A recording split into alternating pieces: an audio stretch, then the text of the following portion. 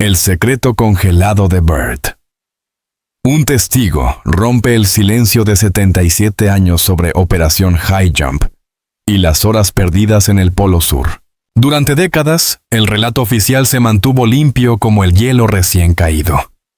El almirante Richard E. Byrd, el pionero que grabó su nombre en la historia al conquistar la ruta aérea del Polo Norte y más tarde el Polo Sur, fue vendido al mundo como el epítome del explorador estadounidense, valiente, caballeroso y enfocado únicamente en la geografía.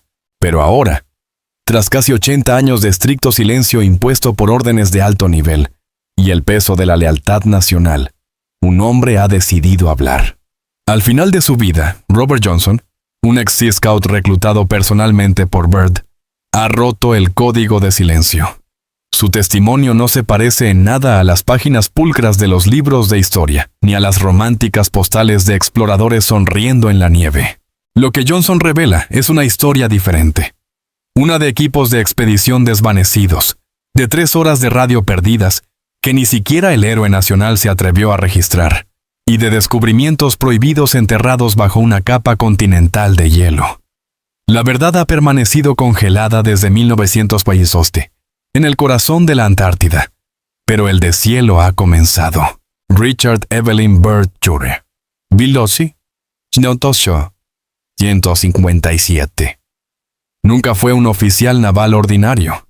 Nacido en una prominente familia de Virginia, su vida se desarrolló como una novela de aventura serializada.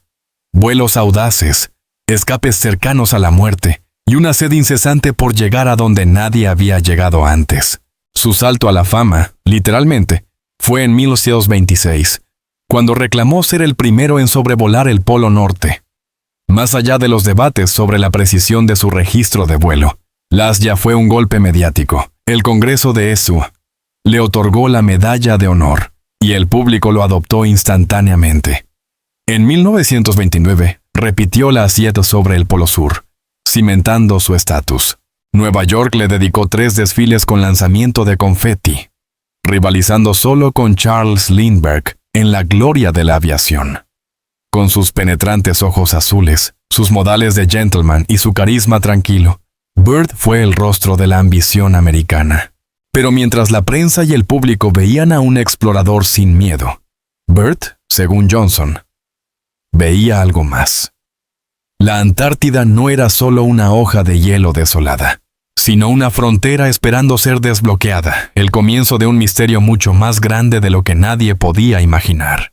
El testigo clave, Robert Johnson, tenía solo 19 años cuando se presentó a una entrevista de la Armada en Norfolk, Virginia, en 1939.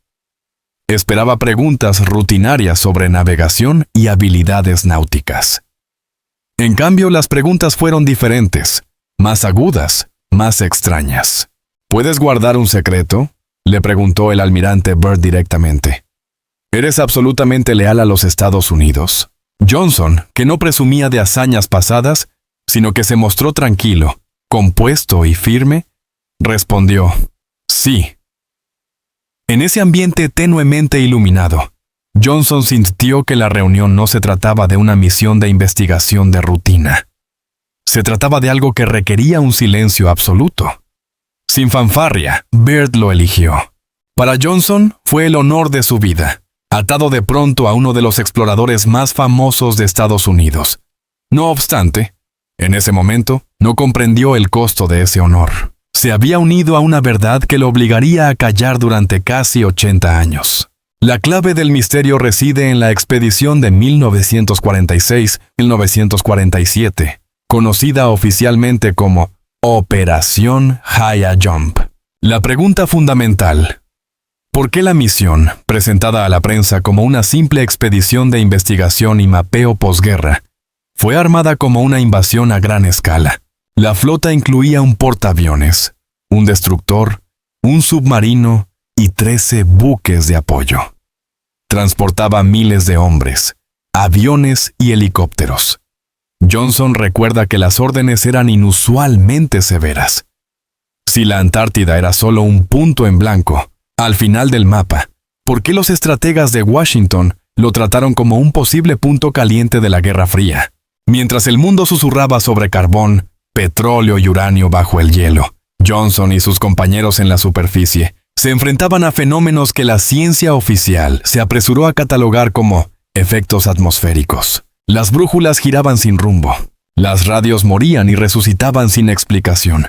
La aurora australis formaba patrones que parecían deliberados. Los hombres experimentados en el campo comenzaron a susurrar que el cielo nos estaba observando. Las revelaciones de Johnson describen un paisaje antártico que desafía la geografía conocida. Montañas antinaturales. Vieron picos de piedra negra, afilados como dientes rotos, que sobresalían de la nieve, con laderas que permanecían desnudas a pesar de las temperaturas bajo cero, como si hubieran sido raspadas desde abajo. La grieta tibia. En medio del desierto polar, Johnson tropezó con una enorme grieta que ventilaba aire caliente, con una neblina rizándose hacia arriba. La vibración. Al borde de la grieta, juró sentir una vibración zumbando a través de las suelas de sus botas, un eco sordo, como de maquinaria distante. El destello en el hielo. En un vuelo con Byrd, vieron una raya brillante que cruzaba el hielo, con un tenue resplandor desde dentro. Los registros oficiales lo borraron como efectos atmosféricos, pero nadie en la tripulación lo creyó. Estos misterios, que Johnson ha guardado celosamente, no solo generaron inquietud entre la tripulación, sino que prepararon el escenario para la anomalía más notoria de la misión. La revelación más explosiva de Robert Johnson se centra en el propio almirante Byrd, y en un periodo de tiempo que la historia borró intencionalmente: las 3 horas perdidas. En un punto crítico de la misión, el avión de Byrd salió del contacto por radio. Por 3 horas, un silencio total. Cuando finalmente reapareció, el hombre con la medalla de honor, el icono de la tenacidad, estaba visiblemente conmocionado y se negó rotundamente a registrar su ruta de vuelo en los registros de la misión. ¿Qué ocurrió durante esas 3 horas en el punto ciego radial? ¿Qué vio el almirante Byrd que lo obligó, a él y a su testigo, a mantener el secreto durante casi 80 años? Están relacionadas las horas perdidas con el equipo de hombres que desapareció en condiciones climáticas perfectas, solo para ser borrado de los registros oficiales de la Marina. Richard E. Byrd murió en 1958 sin revelar el contenido de esas horas. Robert Johnson, el hombre al que Byrd preguntó, ¿puedes guardar un secreto?, lo hizo hasta el final de su vida. Ahora, con su testimonio, la verdad sobre la Antártida ya no es una simple cuestión de geografía polar, sino un enigma de la historia mundial, una historia de órdenes cumplidas, lealtad inquebrantable y un descubrimiento que la humanidad puede que no estuviera lista para conocer. Mientras los gobiernos de todo el mundo vuelven a mirar la Antártida con renovado interés estratégico, la confesión de Johnson actúa como un faro, obligándonos a preguntar si lo que Byrd encontró en los polos no era el fin de la Tierra, sino el comienzo de un secreto enterrado en el planeta mismo. Sin embargo, para los 4.700 hombres que navegaron hacia el sur, la misión se sentía más como una campaña militar que como una expedición científica. El despliegue fue impresionante y desproporcionado para una simple operación de entrenamiento. 14 buques, incluyendo un portaaviones, destructores y submarinos, 33 aeronaves y bodegas repletas de tanques, vehículos oruga y armamento suficiente para un pequeño ejército. Robert Johnson, ese joven recluta de 20 y tantos años que participó en la operación, rememoró el ambiente a bordo como tenso, frágil y expectante.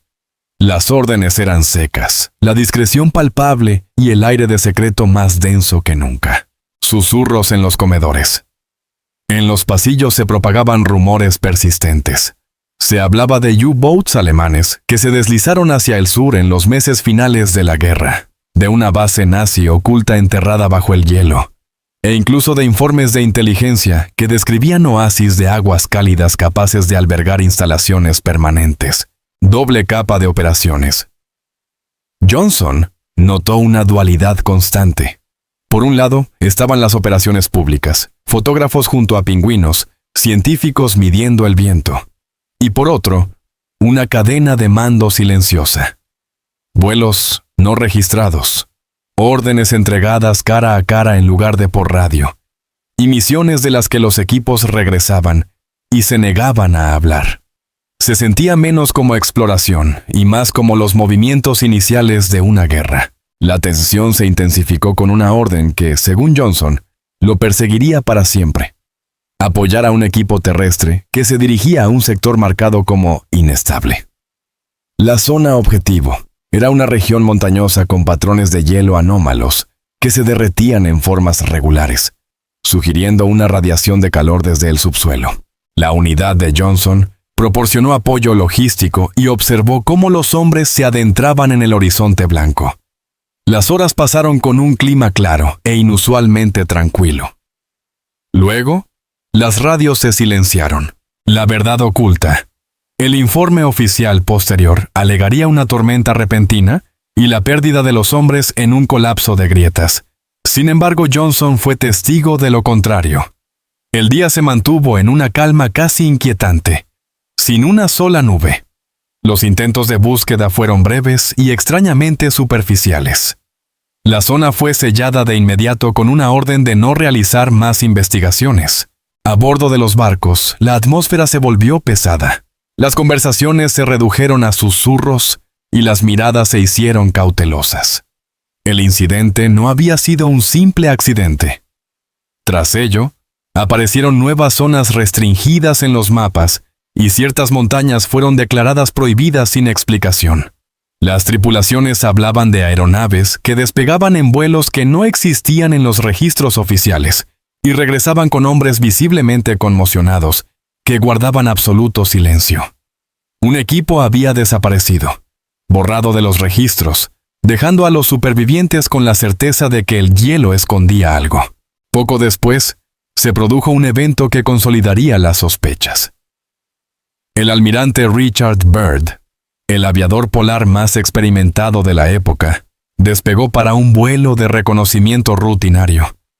Su voz se mantuvo constante en la radio mientras reportaba rumbo y altitud, hasta que se hizo el silencio. Durante exactamente 3 horas, la radio del almirante se apagó. Los registros oficiales de ese día solo muestran su despegue y aterrizaje. El resto está en blanco. El regreso perturbador. Cuando Byrd regresó, Johnson recordó su rostro ceniciento, sus manos temblorosas y su silencio ensordecedor. El almirante se negó a registrar su ruta de vuelo, ignoró preguntas y se recluyó en sus aposentos. El diario imposible. Años más tarde, comenzó a circular un documento que algunos afirmaron era el diario privado de Byrd. En él, el almirante supuestamente describía a saber, visto un valle imposible con laderas verdes, ríos e incluso criaturas de la edad de hielo, como mamuts. Más asombrosa aún era la visión de una ciudad cristalina que irradiaba luz de arco iris, y naves de forma discoidal que planeaban sin esfuerzo junto a su avión de hélice. La confirmación de Johnson. Aunque los escépticos tacharon el diario de falsificación, fragmentos de sus afirmaciones coincidían con la observación de Johnson. El almirante regresó visiblemente alterado. Apareció una nueva zona restringida de la noche a la mañana, y Johnson fue reasignado a guardia alrededor de un área nunca incluida en los mapas oficiales. El almirante, en un pasillo tranquilo, le susurró: «Vimos algo ahí fuera que no debíamos. Nunca lo olvides». Las 3 horas perdidas de Byrd siguen siendo uno de los mayores vacíos en la historia polar. Robert Johnson recibió las órdenes más extrañas de su carrera poco después del vuelo de Byrd. Fueron entregadas cara a cara, sin papel ni registro, a él y a menos de 2 docenas de hombres para un despliegue aéreo rápido. Las coordenadas eran desconocidas. El vuelo los llevó al interior profundo de la Antártida. Después de la extensión infinita de blanco, apareció una cresta masiva con un aspecto apagado y metálico. El aire se sentía notablemente más cálido, y un zumbido bajo y constante invadió la zona. Al pie de la cresta se encontraba el objetivo, una larga fisura cortada en el hielo, con bordes demasiado limpios y precisos, como si hubiese sido esculpida por una hoja. El interior prohibido. La nieve alrededor de la fisura se había derretido en patrones geométricos. Cuando Johnson miró hacia abajo, el interior no era hielo o roca pura, sino una superficie lisa, curva y extrañamente uniforme, con la apariencia de ser ingeniería. La desaparición. La orden era simple: inspeccionar, no entrar. Un oficial, desafiando la norma, descendió con una línea de seguridad. Minutos después, la cuerda quedó inerte. Había desaparecido. Otro voluntario bajó. Momentos después, las cuerdas se tensaron y se sacudieron violentamente. Los hombres lo subieron de nuevo. Estaba vivo, con los ojos muy abiertos, pero totalmente insensible. No volvió a pronunciar una palabra el resto de su vida. La operación High Jump, oficialmente un ejercicio de entrenamiento, se disolvió tan rápidamente como había comenzado. Los sucesos narrados por Johnson y otros supervivientes desvelan una historia no contada de misiones secretas, encuentros inexplicables y la supresión de la verdad bajo el inmenso y silencioso manto de hielo antártico. ¿Qué o quién estaba realmente escondido en el continente blanco en 1946? La pregunta sigue siendo uno de los mayores enigmas de la posguerra. Johnson relató una serie de eventos que transformaron la misión de una exploración científica a gran escala en una operación de encubrimiento. El primer indicio de que la Antártida guardaba más que pingüinos y clima hostil fue el descubrimiento de una grieta anómala. El mismo Johnson y otros fueron ordenados a retirarse inmediatamente. La orden fue tajante, sin muestras, sin fotografías, sin discusión. Días después, el sitio fue bombardeado desde el aire bajo el ambiguo disfraz de una prueba. Lo que sea que se hubiera encontrado allí fue sellado para siempre, borrado del mapa. Pero ciertas imágenes se grabaron en la mente de Johnson. La vibración en el suelo, los muros de ingeniería, que no podían ser naturales, y el profundo y escalofriante silencio del hombre que sacaron de la fisura. Algo fundamental había sido hallado en el corazón helado del continente, algo que el poder detrás de la operación no deseaba dejar en pie. Cuando Johnson creía haber visto lo peor, se le asignó una misión desconcertante: custodiar lo que se denominó una antigua estación meteorológica, incrustada en el hielo. Esperando poco más que una choza colapsada, Johnson y su pequeño equipo de seguridad llegaron a un lugar que los dejó helados. Allí, descendiendo hacia el propio glaciar, había una escalera, perfectamente tallada, lisa, uniforme e inconfundiblemente artificial. No eran escalones rudimentarios tallados por exploradores. Fueron construidos. Sé lo que es el hormigón cuando lo veo. Y eso era hormigón. La escalera, hecha de una sustancia que la naturaleza no produce en el hielo, se perdía en la oscuridad, tragada por el glaciar. El aire en el lugar era inusualmente cálido y portaba esa ligera vibración como un zumbido bajo tierra. La atmósfera se tensó cuando, en la segunda noche, un oficial con una cámara intentó descender. Al día siguiente, el oficial había desaparecido. Fue enviado a casa, dado de baja sin explicación. Sus fotografías, la única evidencia visual, nunca aparecieron en ningún archivo. El hombre y la prueba habían sido borrados. Para Johnson, el mensaje fue inequívoco. Lo que yacía bajo la Antártida no debía ser descubierto. Aquella escalera de hormigón se convirtió en su prueba más sólida. No fue natural, no fue aleatorio. Fue el trabajo de constructores. Constructores que estuvieron allí mucho antes de que el almirante Byrd o cualquier nación moderna pusiera un pie en el continente. La operación Salto de Altura estaba programada para durar entre 6 y 8 meses. En lugar de eso, fue plegada abruptamente después de apenas 8 semanas, en el apogeo del verano antártico, cuando las condiciones eran óptimas. Cuando las razones oficiales fueron vagas. Clima severo, tensión logística, misión cumplida. Pero Johnson, que estuvo allí, sabía que el cielo estaba despejado y los suministros eran adecuados. Algo más forzó la retirada. El retorno a casa fue un ejercicio de silencio orquestado. La misión no terminó en un triunfo, sino en una purga. Registros y reportes que debían llenar archivadores nunca llegaron. Registros de vuelo estaban incompletos o totalmente perdidos. Fotografías de reconocimiento desaparecieron en tránsito. Incluso las listas de tripulación tenían vacíos, nombres enteros eliminados, como si esos hombres nunca hubieran pisado el hielo. La consigna era: cierre la boca. Un oficial subalterno que intentó conservar duplicados personales de documentos, fotos de extraños patrones geométricos en el hielo y registros de zonas restringidas, fue escoltado fuera del barco en cuestión de días. Simplemente fue borrado. Incluso el almirante Byrd cambió drásticamente su comportamiento.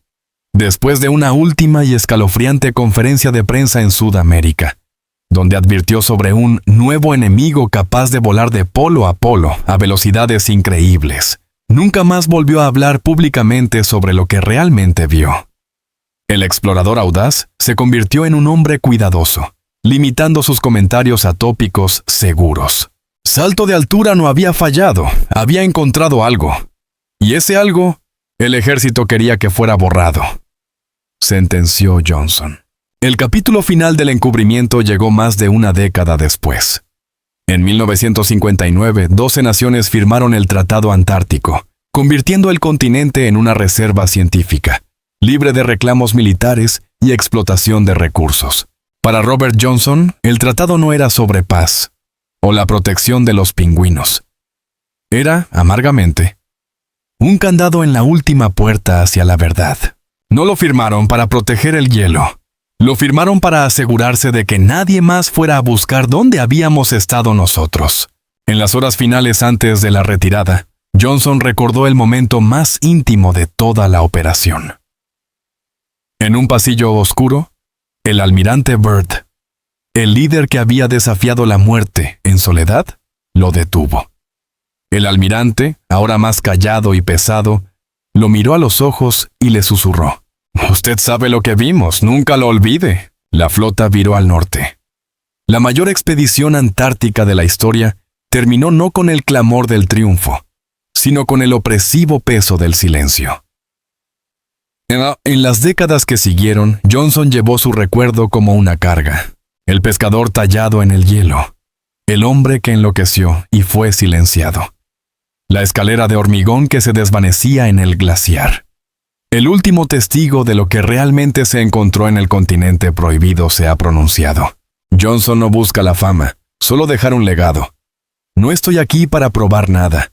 Estoy aquí para dejar la verdad atrás. Su testimonio póstumo sugiere que la historia de la Antártida, tal como la conocemos, ha sido editada, y que, bajo las capas de hielo, se esconde una obra de constructores. Una civilización o un secreto que el establishment militar y político decidió que nunca vería la luz. La Antártida, según Johnson, no es lo que los mapas y los libros de texto afirman que es. Es la última bóveda de un secreto que desafía nuestra comprensión de la historia. La Operación High Jump se presentó oficialmente como una misión científica y de entrenamiento. La mayor incursión polar jamás montada, involucrando a más de 4.700 hombres, 13 buques y numerosos aviones. Sin embargo, su final abrupto e inusualmente discreto siempre ha alimentado las teorías de la conspiración. Robert Johnson formaba parte de ese gigantesco contingente. Su relato se centra en un incidente específico que, según él, lo llevó a un hallazgo que desafió toda lógica conocida. Johnson describe cómo se le ordenó negarse a registrar la ruta de vuelo que acababa de completar. Un acto de insubordinación o secretismo que el almirante Byrd mismo respaldó con una sobria advertencia. Nunca lo olvides. ¿Qué era eso que Johnson y los hombres de Byrd vieron, y que merecía una orden directa de borrado de evidencia? La propia vacilación de Johnson al responder si el objeto encontrado era de origen extraterrestre es quizás el indicio más potente de la magnitud del misterio. Tras una larga pausa, admitió: «No sé. Quizás no era alienígena. Quizás era antiguo. Pero no era natural y no era nuestro». Esta dicotomía entre lo alienígena y lo antiguo es crucial para desentrañar las tres principales teorías que giran en torno al testimonio de Johnson y el silencio polar. El continente antártico, un territorio de anomalías magnéticas, volcanes subglaciales e inversiones térmicas extremas, es el escenario perfecto para que la realidad y el mito se confundan. Sin embargo, el testimonio de Johnson y la propia historia de High Jump han generado tres hipótesis principales para explicar el algo que encontraron. La explicación más mundana, pero no por ello menos dramática, sugiere que el hallazgo pudo ser una interpretación errónea de fenómenos naturales extremos. El calor generado por fisuras o respiraderos de aire caliente, combinado con la bruma de la exploración y la tensión de una misión en condiciones inhumanas, pudo llevar a los hombres a confundir lo inusual o extraño con lo imposible. En el fragor de la exploración, los extraños fenómenos magnéticos o las estructuras creadas por la presión del hielo y el agua podrían haber sido percibidos como algo artificial. La Segunda Guerra Mundial arroja una sombra persistente sobre la Antártida.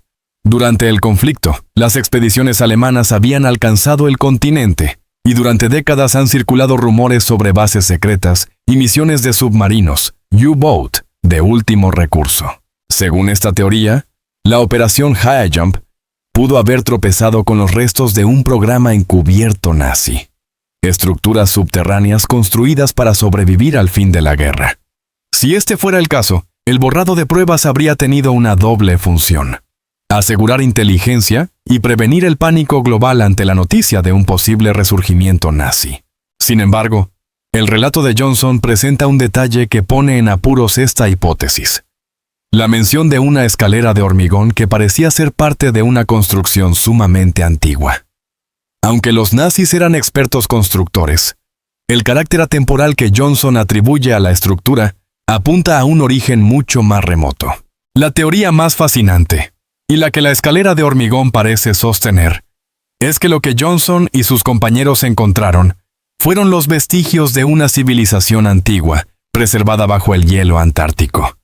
Estructuras construidas por manos hace mucho tiempo desaparecidas, que no encajaban en la cronología humana conocida. Bajo esta perspectiva, el Tratado Antártico de 1959, que designa al continente exclusivamente para la investigación científica, no sería principalmente un acto de cooperación, sino una forma de cerrar la puerta a un pasado demasiado disruptivo para ser confrontado por la sociedad moderna. Es una hipótesis que sugiere que el descubrimiento de una civilización avanzada y prehistórica podría reescribir la historia humana, de una manera que las potencias mundiales no estaban dispuestas a permitir. Lo que nos queda de esta enigmática historia son, dolorosamente, fragmentos. Las fotos que faltan, los informes oficiales censurados, y sobre todo, la palabra de Robert Johnson, un hombre sin nada que ganar al final de su vida. El propio almirante Byrd dejó un legado de audaz exploración, con mapas y datos meteorológicos. Pero la otra historia que yace bajo esos titulares es de hombres desvanecidos, horas perdidas, y supuestamente, estructuras borradas. Robert Johnson murió poco después de hacer su revelación, dejando tras de sí una sombría advertencia. Lo que no sabemos de la Antártida es mucho mayor que lo que sabemos. La pregunta clave persiste. ¿Por qué los gobiernos invirtieron décadas en garantizar que nadie más fuera a buscar? El misterio antártico es un espejo de nuestra propia curiosidad. ¿Fue la verdad un fenómeno geológico? ¿Un vestigio de la guerra mundial? ¿O el descubrimiento más extraordinario de todos? La prueba de que no somos los primeros, ni quizás los únicos, constructores de civilizaciones en este planeta.